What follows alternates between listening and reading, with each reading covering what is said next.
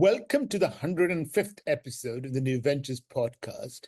I'm your host, Sanjoy Sanyal, the founder of Regain Paradise, a boutique climate finance firm and a visiting fellow at the Cambridge Judge Business School.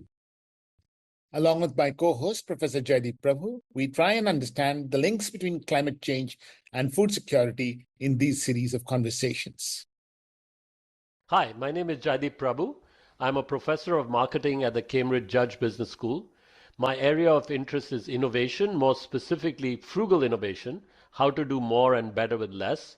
And it's through my work in frugal innovation that I've become interested in food security around the world and frugal solutions in that space.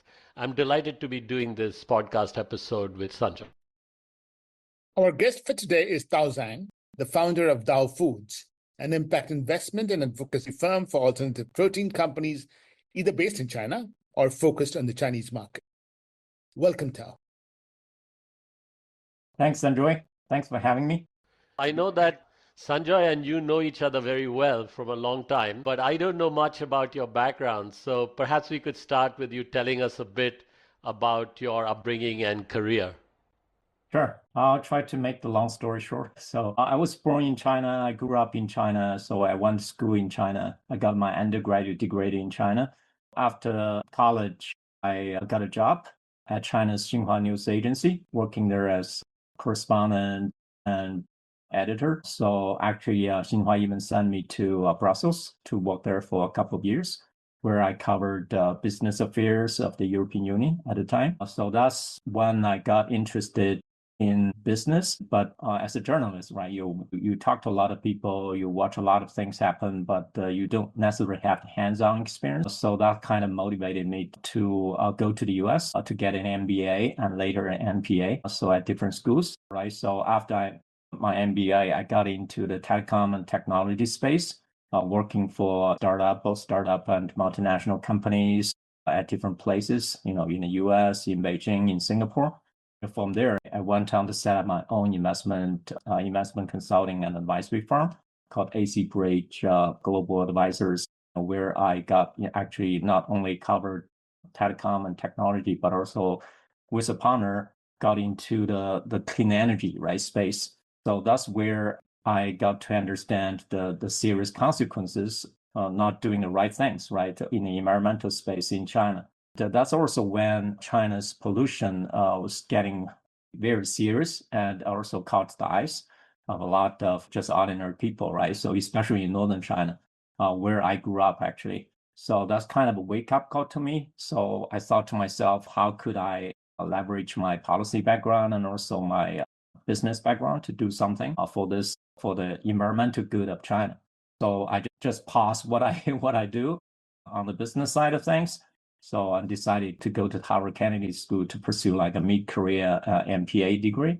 I went to the Mason program at Harvard Kennedy School. That's where actually I came across the concept of impact investing. So that's basically like the epiphany moment for me, right? So this is definitely something I could meet myself doing, right? So for the rest of my life, leveraging, both my policy background and also my business and investment background. So, wow, Tao, that's really very impressive. You've done so many different things. Tell us more about the transition to impact investing. What are the motivations and what have you done in that space?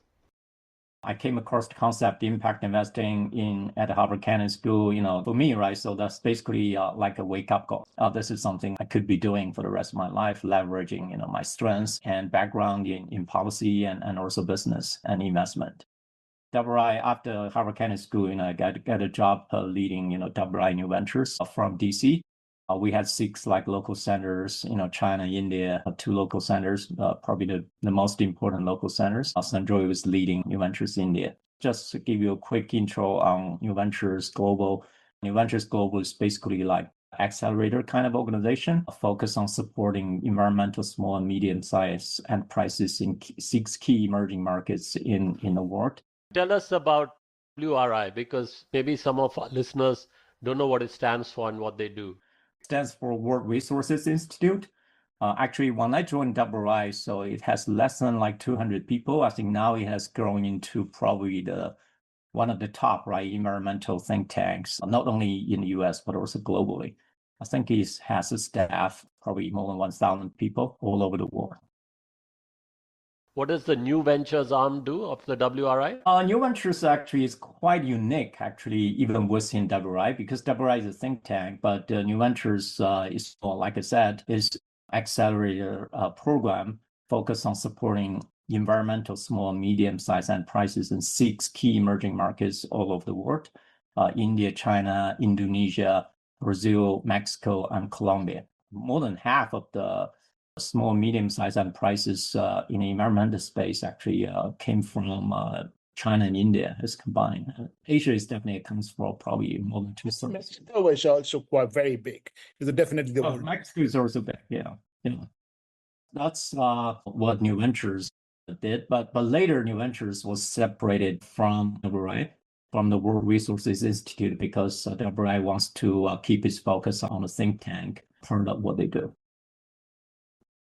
And so from there, you then decided to start your own. Actually, we incubated a couple of impact funds when we were, Sanjoy and I, working at New Ventures. So one of them is called China Impact Fund.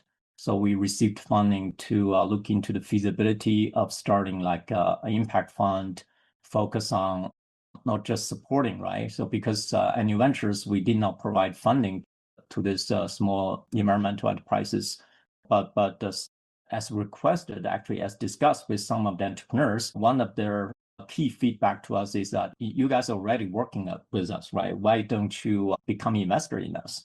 So that's kind of occurred to me that probably should start an impact fund to support these entrepreneurs as well. So that's how China Impact Fund was incubated. As WRI was thinking about letting New Ventures go independent, then I basically left the WRI to lead China Impact Fund. And later, right, so one thing leads to another. Ventures came into being because I thought to myself, China Impact Fund is not sufficient, right, to provide impact-oriented, support to these entrepreneurs, because we're also looking at some cross-border entrepreneurs at the time.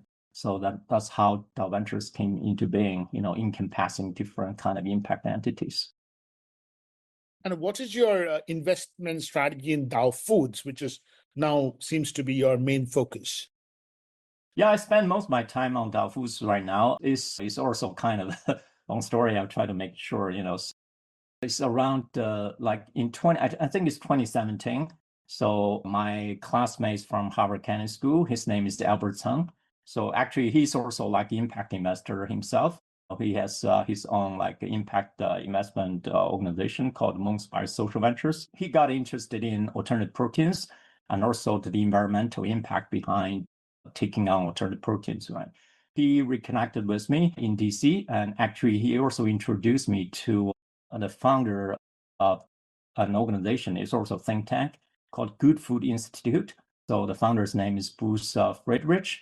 So we met in DC and basically we talked for quite a few hours. That's when I realized the importance of alternative proteins to China and also to the world from a climate impact perspective. A long story short, that's how we, Albert and I, decided to co-found the Dow Foods together to focus on taking on alternative proteins or development of alternative proteins in China and for China.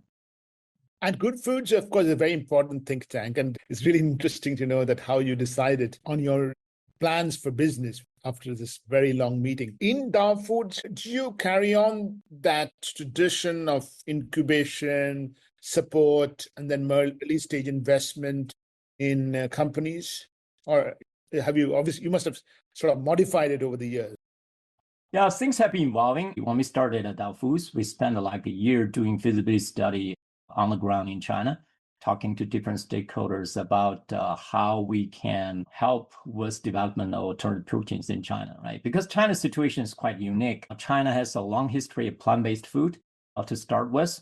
So people are not necessarily strangers to the concept of vegan or vegetarian food, right? So, but vegan and vegetarian food has been, at least from in China, has been perceived kind of negatively because it's considered, tasteless, unhealthy, and more kind of reserved for religiously vegan and vegetarian consumers in China.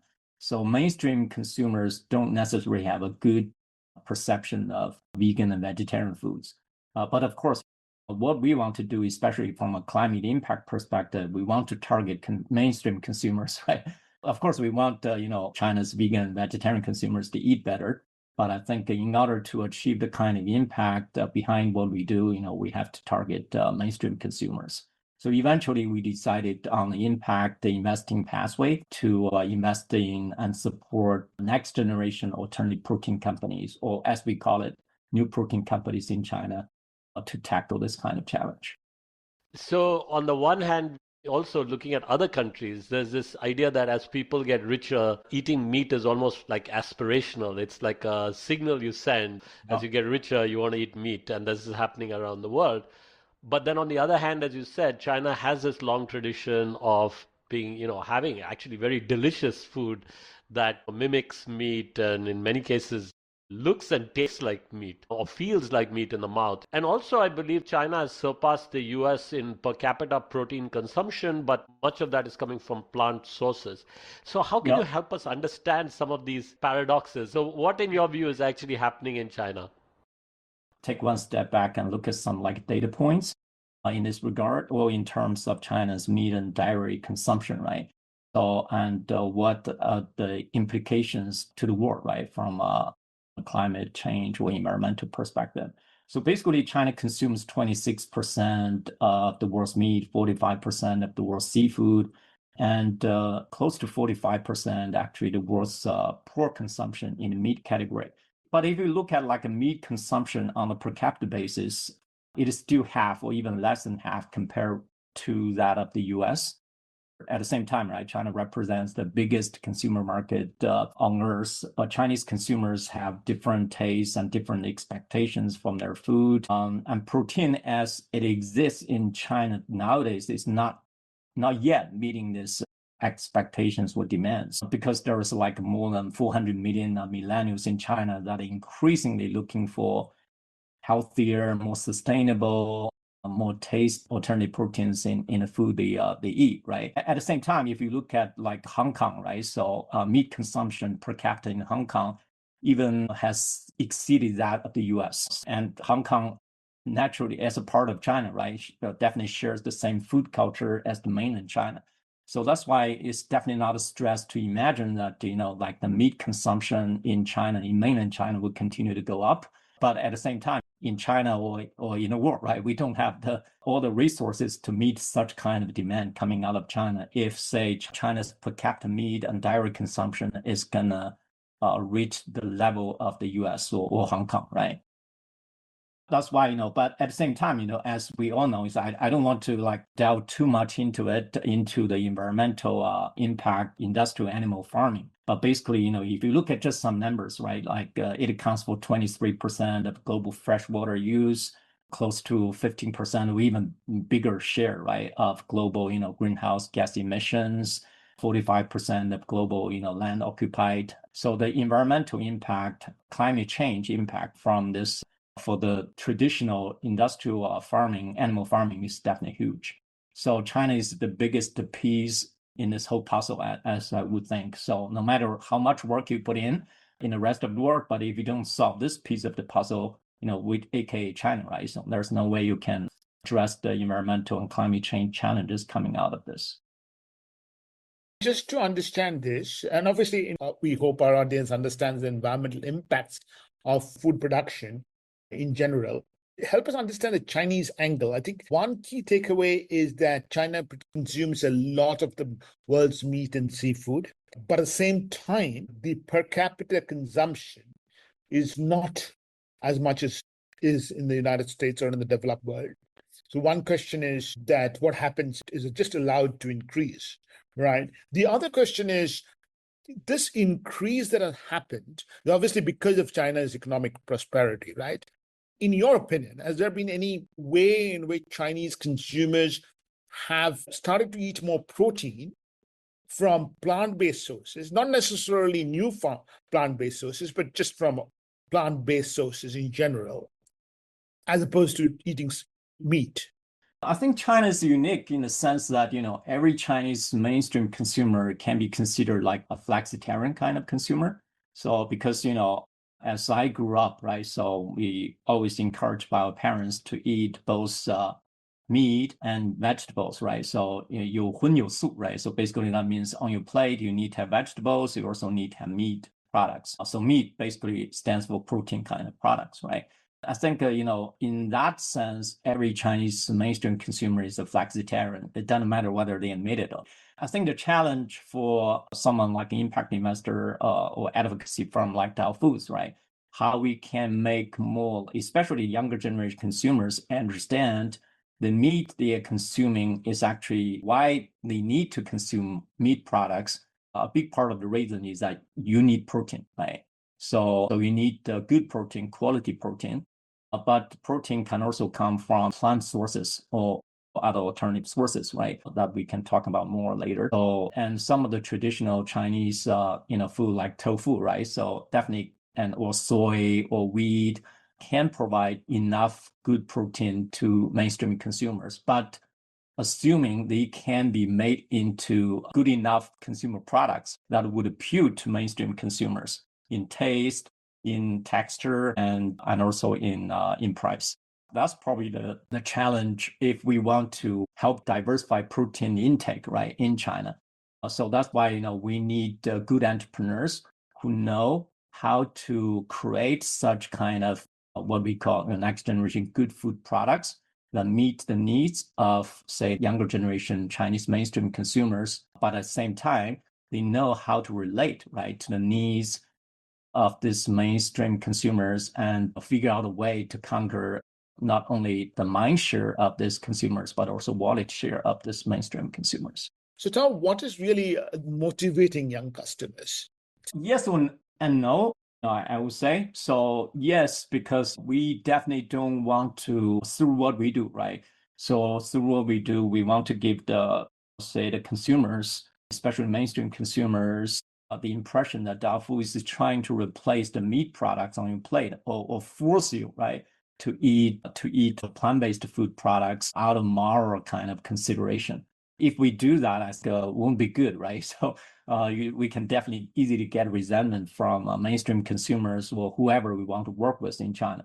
I think the Chinese government, or actually even at the central government level, they have been encouraging the diversification of protein, high level, strategically. They have been trying to do that for quite a while, but still is still narrative, right? Like strategic kind of narrative. But they don't want to force, okay, plant-based protein or microbial kind of based protein upon the heads of mainstream consumers either, because last thing we want to do, right? So when it comes to people's food choices. So that's why the challenge for like impact investor like Dow Foods is how we can figure out a pathway to conquering the mind share and wallet shares of this mainstream consumers. The only thing that we can do is to work with the entrepreneurs, we'll support and invest in the kind of entrepreneurs who know how to come up with the right products to do that. We are all aware of the impressive achievements in China in various sectors like solar, of course, energy efficiency more generally, electric vehicles, batteries, and you have this very rich ecosystem that's supported by policy and government intervention and support. Do you see something similar happening in the food area? Tell us a bit about that ecosystem. Sure. I think, Chinese government has made food security a national priority for quite a while and funneling, substantial support into the food sector to boost domestic production and reduce reliance imports, especially in our protein space, because China has been relying like soy, right? Imports from the US and later, right, Brazil for quite a while as animal feed, right? So feedstock. So China's definitely understands the importance of reducing their reliance on that kind of imported products. So that in a way explains China's Chinese government support for protein diversification. But at the same time, so China is so big. I think you cannot just say, there's a directive from the central government and all the local government would jump on it, right? Because they really don't know how to do that, right? Because you cannot just tell the consumers, oh, go eat plant-based, right? So that won't happen. So because we work Aside from impact investing work we are doing, we're also doing ecosystem building work in parallel with our impact investing work. Our ecosystem building work actually is basically targeted at the local government, like local municipalities, and particularly those who put an emphasis or who want to develop like the food sector as one of their strategic sectors. So we have forged a partnership with quite a few municipalities in China already, and we launched the China multi-region new protein initiative like a couple of years ago. So under which we plan on not just focusing on the tier 1 cities like Shanghai, Beijing, and Shenzhen, right? We also want to expanding our footprint and influence to those tier 3 cities in China as well. So as it turned out, actually, some of local governments are very much embracing of this kind of food innovation that we want to see happen at the local level, because some of the local governments understand, right? So they have the advantage to develop, like, say, either alternative protein or innovative protein, whatever you call it, or sustainable food, healthy food, into something that they can benefit not only economically, but also like longer term, right? So strategically. Not only for the local people, like government officials, but also for the local people as well. Just stepping away and looking at the overall global picture, investments in the alternative protein sector has plummeted. Good for Institute reports, significant plummeting across all categories. What is the situation in China? I mean, I suspect a lot of cross-border investment will all Chinese entrepreneurial companies will anyway go down because of ongoing issues. Chinese companies raising capital from other sources, are they bootstrapping? It depends, right? Some of them, and also depends on the approach being taken by any entrepreneur in question, I would say, and it depends what products they are focused on doing, what kind of strategy, right, they are pursuing for their business. I think, if we take one step back and look at an industry and where the industry is going, right? So either globally or in China, it's a natural thing, right? So that the entrepreneurs, they go through ups and downs, and all the industry is going through that downtime right now. Because if you look at like the EV industry, solar panel kind of industry sectors in China, they have gone through the same thing. If they just take EV as an example, there's so many EV kind of companies, ventures in China, but at the height of the time there's probably like a few hundred solar EV companies, but most of them have failed and have gone bankrupt, or they could not raise more money to do what they do, right? There are only a few survivors that turned out, and they're still kind of surviving to a great extent. But the EV industry as a whole has taken off in China, and is here to stay. I would think for the alternative protein sector or sustainable food sector, it's probably going to take even a longer time for China to reach where it wants to be. So that's why the government is not rushing, right? So like our policies to say, oh, you need to do this, or you need to eat this, or you need to eat that, because it's kind of a totally different kind of a game, right? So that's why, the entrepreneurs and investors in this space, they need to have more patience. And they also need to understand, even if you look at the traditional food companies, those that are very successful, they probably definitely have been around for more than 10 or 15 years or even longer, right? So food sector is not like kind of like AI or internet kind of companies, you can quickly become successful like within a few years. So you need time to develop brand, reputation, quality of the products in order to win eventually, I would say. So it's a long game, as we always communicate with people, right? So this is a long game. Although, a few years ago, China had quite some momentum in the plant-based food sector. A lot of the companies that received a lot of funding, like not only from impact investors, actually impact investors in the space still few and far between, but quite some like finance first, like a mainstream investor, they also put in a lot of money into some of the startup in China. But at the time, some people thought that's kind of the golden time for China's era of plant-based protein or alternative proteins arrived. But I didn't think so. Actually, some of the plant-based food companies that received a lot of funding were more riding on the wave or coattail of China's new consumption trends at the time.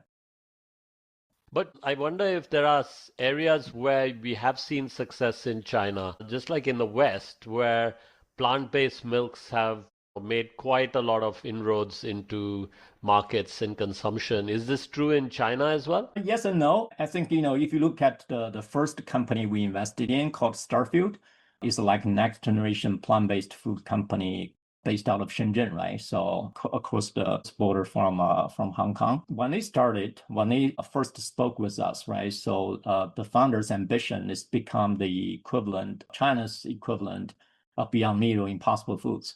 Actually, the founders, they came from like a restaurant background. At the time in the restaurant, they even imported like Impossible burgers and cooked them at a restaurant. That's how we got to know them because we tried their products. We went to their restaurant. The restaurant looks very kind of next generation, so to speak. So very modern, definitely did not look like a traditional vegan or vegetarian restaurant in China. So we thought we want to talk to the founders. And unfortunately, none of the founders were there at the time.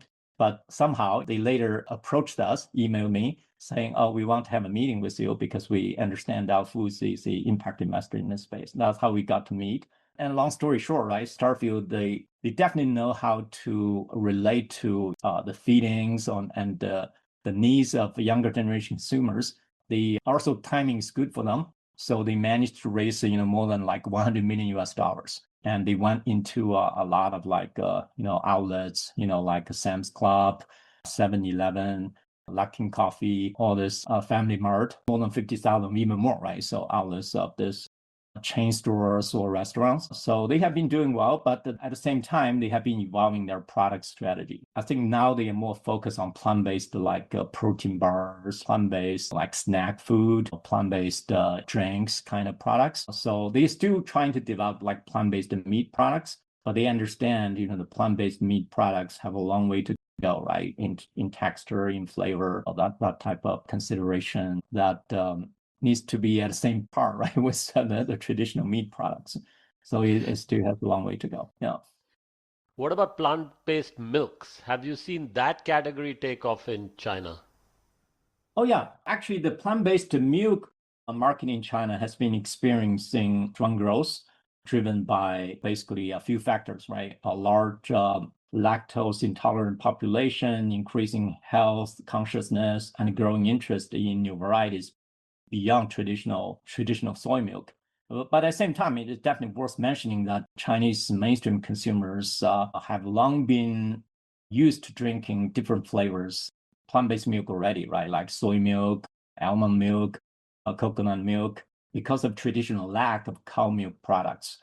They are used to the kind of flavors of different plant-based milk products already. But at the same time, this market is really fragmented and fiercely competitive, I would say. So there's like international players like Oli, and also, there are also plant-based milk products, not only from some of our startups, but also from some of the domestic players as well, big food players. So it's very competitive. It will be interesting to see how this sector is going to pan out over the coming years. But I would say plant-based milk as a product category is here to stay in China already. In the case of the plant-based meat product, Starfield, I think that's the name of the company you were mentioning. In general, what I'm hearing you say is that the concerns around quality, concerns around texture that are there in the Western world today are also there in China for these plant-based meats. But they're right now still in a sort of in supermarket shelves. It is just that the consumer acceptance is slow. Well, consumer acceptance plant-based meat products is low for a variety of reasons, right? So as you mentioned, texture, flavor, big considerations or factors in the buying decision of mainstream Chinese consumers. Because if you look at Chinese mainstream consumer, they are probably the most demanding or discerning kind of consumers when it comes to food products.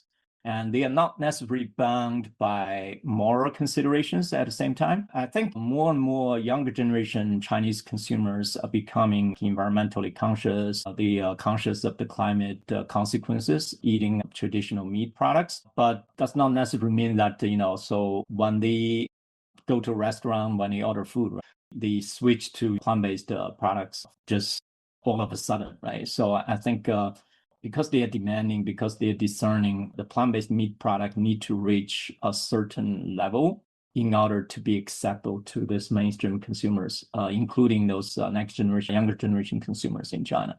So I would say, if you look at the Western market, right? So I think they're quite, even in the Western market, I think companies like Beyond Meat and Impossible Food have kind of reached some kind of plateau, because I think they probably have already got the market share they could get their hands on, particularly flexitarians, right? So with moral considerations for the kind of products they would like to eat, who are willing to make some kind of compromise, right, when it comes to protein products versus, traditional meat and dairy products. But in China, I think, of course, we want to see more and more younger generation consumers to become like environmentally conscious when it comes to food choices. But I don't think this is something we should and could force them to do, so to speak. Yeah. So I think the government is aware of that as well. And Tao, when you think about Chinese companies in this space, plant-based alternative protein companies, how is their approach different from the US companies in the sector? I think Chinese entrepreneurs, it doesn't matter how or what motivate them to do what they do in the plant-based or protein space, they are probably more flexible than, well, probably not entrepreneurs. Some of the entrepreneurs I have talked with in the US or Western Europe, because like I said, right, number one, Chinese mainstream consumers are very much demanding and discerning. So they don't easily make compromise out of moral considerations. So if you say you are selling me a plant-based meat products, chicken or beef, your product better stack up, right, against the traditional meat products. And because the applications for food, for meat products are also very much diverse in China, right? The hot pot, like different kind of applications that very much different applications in the US, right? So Western Europe. In the US, just burger, hot dog, so maybe spaghetti, so in a way, I think the applications in the West are kind of easier than food applications or meat product applications in China. The Chinese entrepreneurs are trying to seeking a different approach to promoting, marketing, developing their plant-based meat or dairy products, more based on the needs and wants of mainstream Chinese consumers, which is quite different from the US and Western Europe, for sure.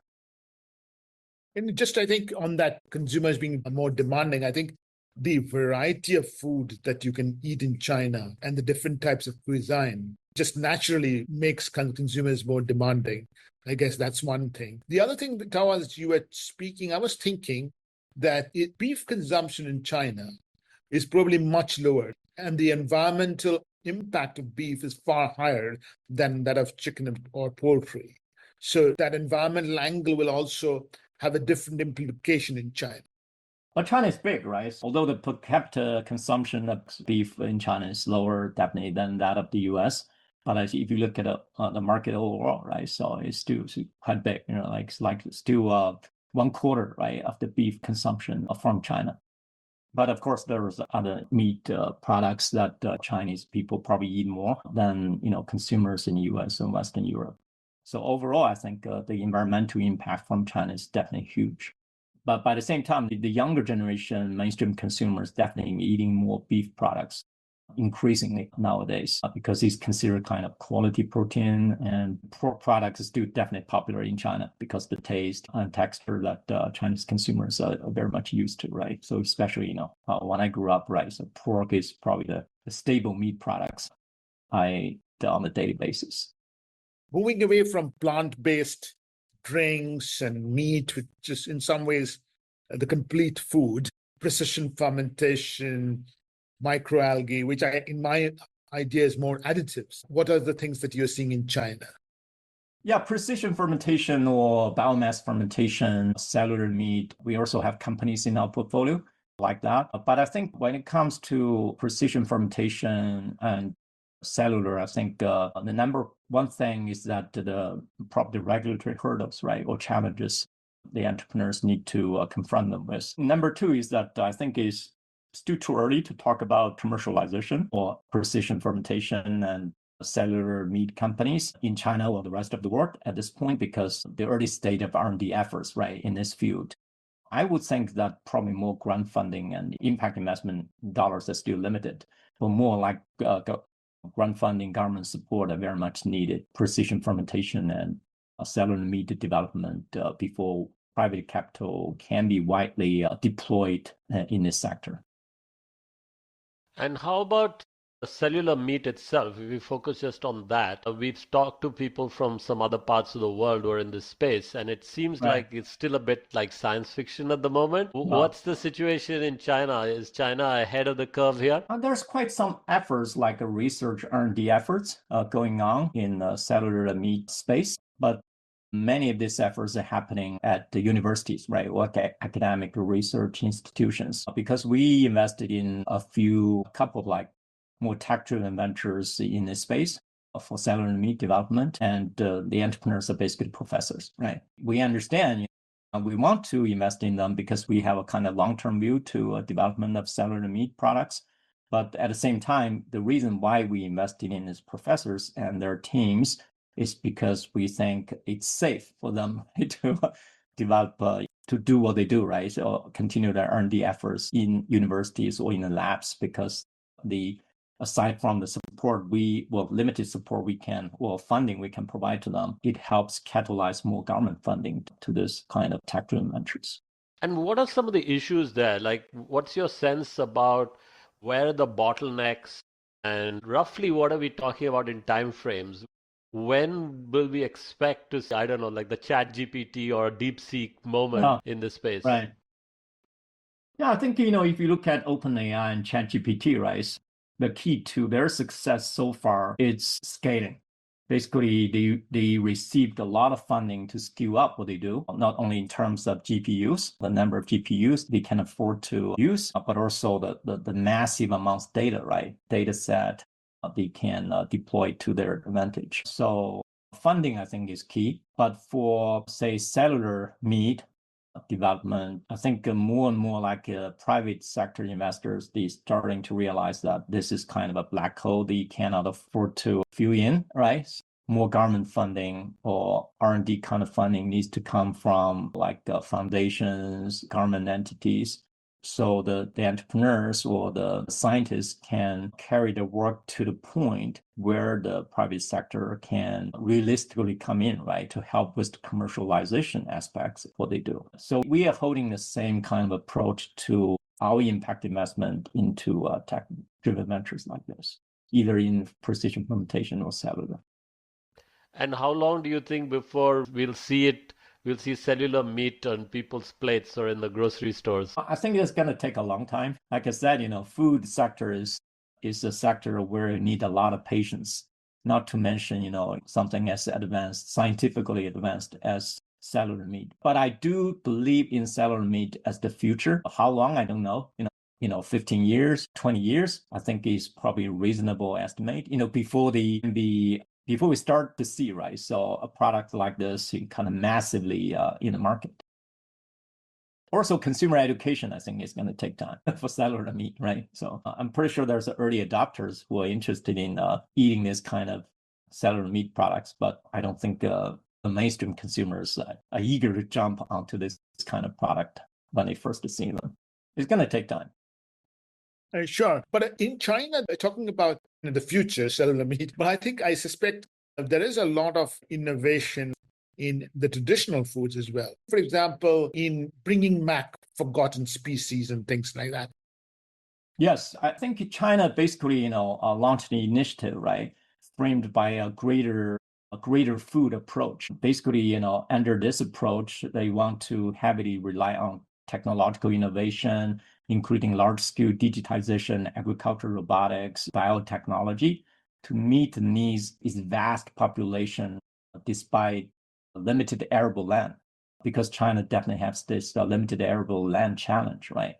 Alternative proteins is just one of the things the Chinese government has been encouraging since probably like a few years ago. So it's part of the greater food approach China has China is also making extensive government-backed efforts to revive traditional and ecologically diverse crops and farming methods. So this initiative actually is part of China's broader rural revitalization strategy, which aims to boost food security, improve farmer income, and enhance environmental sustainability. So, Tao, one of the other things we've been looking at where food security and innovation is concerned is food waste. What's the situation in China? Like, how big is it an issue, and what are some of the things you're seeing in that space? Oh yeah, China is big on food waste. China has really stepped up in tackling food waste. In 2020, right, the government rolled out Clean Plate campaign, encouraging people to cut down on leftovers, especially at big gatherings and restaurants. They have also introduced policies like fines for wasting food and pushing for smaller serving sizes and in restaurants and eateries, right? Some other companies in China also are catching up to this kind of initiative. For example, as the operator of KFC, Pizza Hut, Taco Bell in China, Yum China, right, integrates AI technology into its operations to enhance sustainability. For example, its KFC super app leverages AI to recommend menu items, reducing food waste and promoting inclusion. Yeah, which is, and there are quite some other Chinese food companies or restaurant chains trying to do the same thing. I've studied this issue in the UK with a colleague of mine, and here there's also a big issue around the way the whole supply chain for groceries works, particularly fruit and vegetables. Few retailers that are very powerful at the heart of this, and they put a lot of pressure on farmers to kind of deliver, and then these grocery stores basically focus on excess production because they don't want to have empty shelves in the grocery store to turn away consumers. And there's a lot of competition between these three chains. And that results in a lot of waste, both in the farm, because sometimes the buyers who are these grocery chains will reject a whole crop of carrots or whatever because they're not the right size or color or shape. And then it also forces consumers, because of discounts and so on, to overbuy and then waste in the home. Do you see any of those issues in China? Yeah, I think there are definitely issues in China like that. But at the same time, I think both food companies, so like including retailers that you have mentioned, because they understand the importance of the government initiative like the campaign. If they incur any kind of food waste, they could be confronted with the possibility of being fined. So they need to balance. Okay, we want to have enough inventory, right? So for our restaurant or for our retail stores, but at the same time, we need to consider, because the government does inspection of such wasteful behavior. If, say, someone reports, right, this restaurant or that retailer is storing up, right, a lot of food that they are not selling out and being wasted. So they could be facing the possibility of being fined. I think for that reason, the retailers or restaurant chains, they need to kind of consider the economic consequences, right, of doing such things. That's why I think initiative like the Clean Plate campaign from the government is plays an important role in balancing things out, right? Apart from the policy issue, which you just talked about, like the Clean Plate and campaign, what about in terms of innovation, like food upcycling? Are you seeing anything there? Yeah, the Chinese government definitely has been encouraging, like I mentioned, right? So encouraging food innovation and using modern technologies like AI, biology to do food innovation. So innovation is always something that the Chinese government appreciates. But at the same time, so it's really up to the entrepreneurs, right, to translate the kind of innovation the government would like to see into something that they can do realistically for the benefit of consumers, right? So we have a company in our portfolio called Shanghai Protein. Basically, it's like a superfood ingredient company, and they have created process for upcycling soybean pulp, okara, by byproduct into sustainable food ingredient that is rich in dietary fiber and protein, and can be used as like a superfood protein ingredients in a portfolio of healthy products, right? Like especially in bakery products, non-fried chips, chocolate, and plant-based cream. This company has received attention from one of the government-run institute in China's Yangtze Delta region. So the government is not only provided funding to this company called Shanghai Protein, willing to provide R&D support to this company. So I think that definitely speaks to the willingness or to the will of the Chinese government to support innovative companies like that. This is very interesting, of course. But as you're speaking, I'm just thinking, you have to also balance as a government, you have to balance needs of the large livestock industry, the large number of people whose livelihood is related to the livestock industry. This is probably the reason to go slow and steady in this area, is it? Yeah, if you look at China's big on clean energy, right? But at the same time, China still generates probably half its power from coal. But China needs to do that because, you have the livelihoods of 1.4 billion people for consideration, right? Sanjoy, I think you're right on, because, China does not want to rush, right, things, especially in sustainable food or alternative protein space, because they understand the importance of undertaking such efforts to diversify protein intake in China, especially from a climate and environmental perspective. But at the same time, they also have livelihoods of people, right? Different stakeholders they need to take into consideration. Like animal farming is too big in China, right? But they want to do it in the more ecological and environmental way, so to speak. And of course, then that also helps create jobs before, alternative protein companies or technology mature enough, right, to take over at least part of the traditional farming or industrial farming kind of work that is needed to meet the protein needs of Chinese mainstream consumers. So it's a process we're going through. So as an impact investor, Sanjoy, both of you and I know that we call ourselves patient capital, right? Chinese government has been using patient capital, the term, quite a lot recently. I think that resonates with what we do. And especially for the agri-food sector, I think definitely more patient capital is needed, but hopefully more patient capital from the private sector is also can become available over the coming years.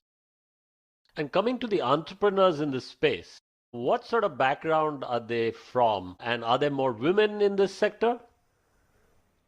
Yeah, actually, if you look at our portfolio, we have at least half of entrepreneurs are women entrepreneurs. Definitely, if you look at the founding team, more than half of our, well, probably 2/3 of portfolio companies, they either are founded by a woman entrepreneur or have a woman entrepreneur as one of the key co-founders, which is not a surprise to us, right? Because, women, they know how to create the kind of food, right? So children and their family members, even if you look at the alternative protein sector or the food sector in China, there's quite some women entrepreneurs or women co-founders behind what they do.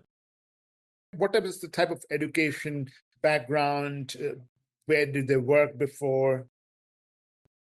Most of our entrepreneurs, that we support, they come from some kind of food background, either restaurant like Starfield I mentioned. They come from a restaurant background. They're like entrepreneurs, like one woman entrepreneur who does like plant-based bakery products. And she got an MBA, but she came into the food sector because her concerns for the health needs of her children. But basically, most of the entrepreneurs that we have supported so far come from some kind of food or food-related background. So there's basically two entrepreneurs we support. One is what we call CPG company, consumer packaged good companies, and the other is more like tech-driven ventures, right? So tech-driven ventures are more started by professors at Chinese universities or sea turtles. Basically, U.S. or Europe, Western Europe trained, educated entrepreneurs.